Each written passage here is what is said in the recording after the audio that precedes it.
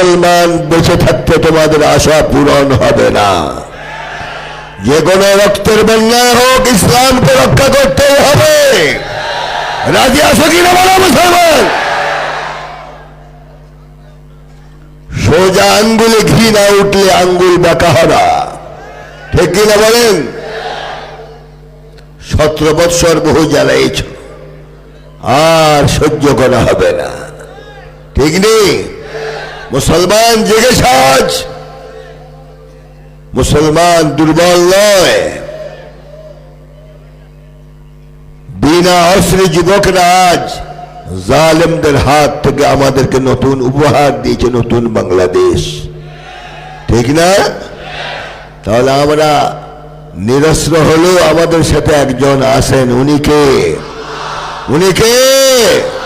ইন্নাল্লাহা